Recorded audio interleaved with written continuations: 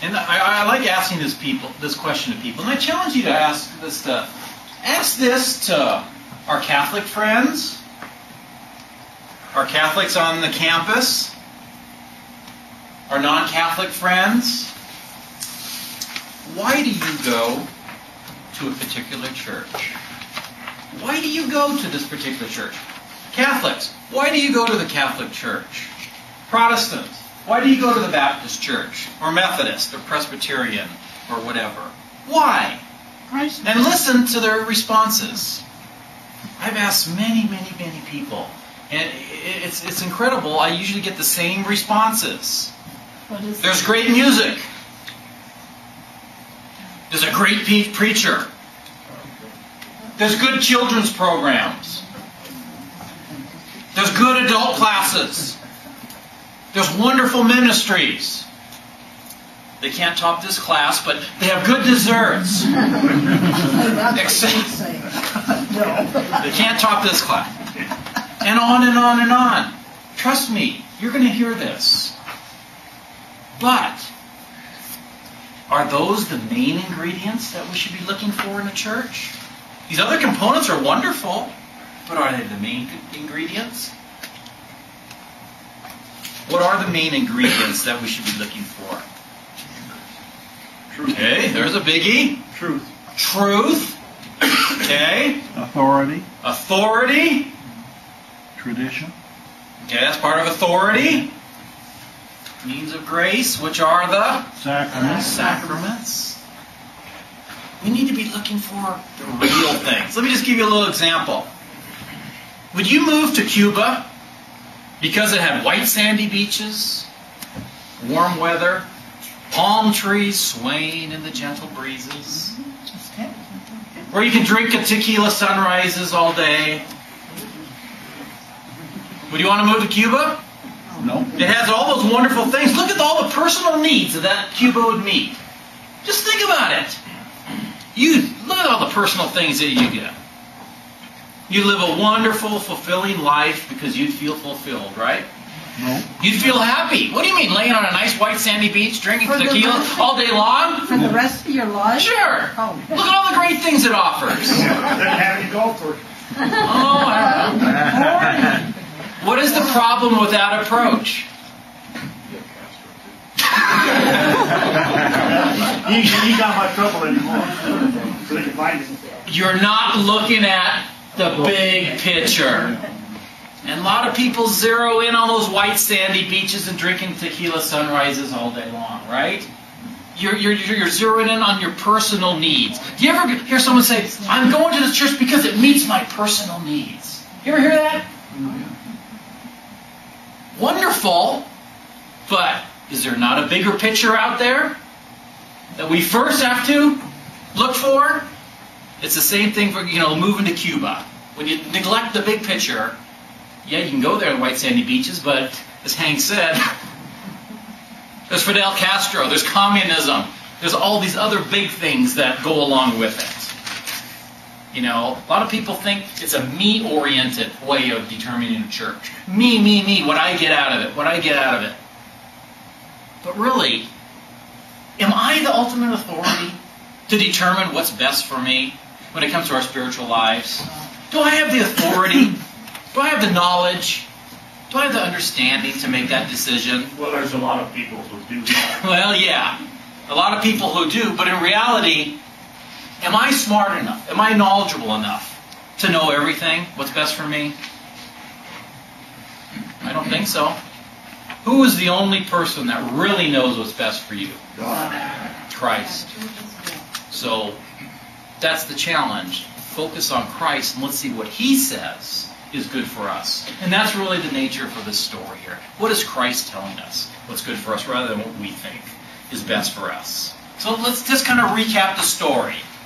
In the very beginning, what does the church have to have? The absolute foundation of Christianity. A church cannot exist without this. What is the absolute foundation of Christianity? Okay.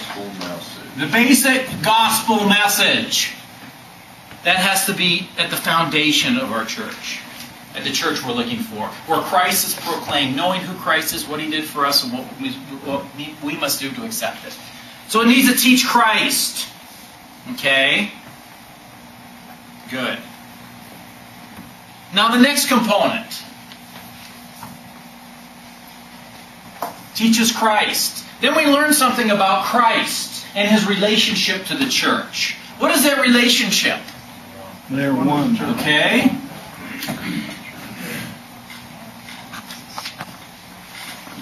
Are one. A lot of Christians don't understand this. They have a wonderful relationship with Christ. Wonderful. I want to torture you again. The foundation is Christ, and upon that, the church. You have to know both. And this is my challenge to my non-Catholic friends. You know Christ. Wonderful. Now, learn His church. Because Christ and His church are one. So these two are inseparable. So you got to know both. Okay?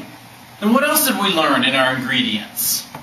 We looked at ways in which Christ is present among His people. So how is Christ present among people? We're experiencing it in this room, I hope. When two or more are gathered. In my name, Okay. So we're looking for a church now that gathers together as a community, right? Right.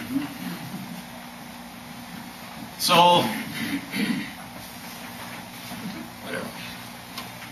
the idea of worshiping God in the duck blind, right, mentality. That doesn't fly, right? It's saying we need to worship together. So we're looking for a church where we can come together and worship as a community. How else is Christ present? Okay, through prayer. It's how we can talk with God. So we're looking for a church that has prayer, part of the church. How else are you going to communicate with God? Prayer. Okay?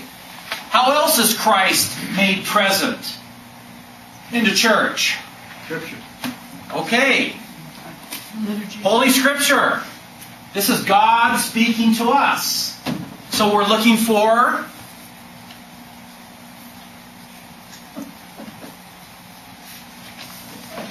Scripture proclaimed in the church, right? If it's God's inspired word, we're looking for a church that proclaims Scripture. And how much of Scripture do you think it should proclaim? All of it. All of it, not just parts of it. All right? Then we looked at another way in which Christ can become present in our worship service. And how's that? Through the Eucharist. Through the Eucharist, Christ becomes present. Then we expanded it a little bit. We're looking for a church. Who initially established the church? Christ. And Christ gave authority to His apostles, right? Right. So we're looking for a church now that has the authority. Has Christ's authority. We're looking for a church that has Christ's authority. And then among authority, okay, the church has authority. Wonderful. Can an organization have everyone be the leader? No. So what are we looking for when it comes to authority? A leader. And what is this similar to? Remember the apostles? We had 12 apostles. Were they all at the same level? No. Peter was the head apostle. They were all apostles, but there was a leader. So we're looking for a church that has a leader over the authority. And then we're looking for a church that teaches with authority. And it has authoritative sources. And what sources of authority are there in addition? We have the Scripture as an authoritative source. What other types of authoritative sources has Christ established that need to be part of the church? Tradition. And we know we can say the church, but that's right there. So it needs to have all sources of authority that Christ established.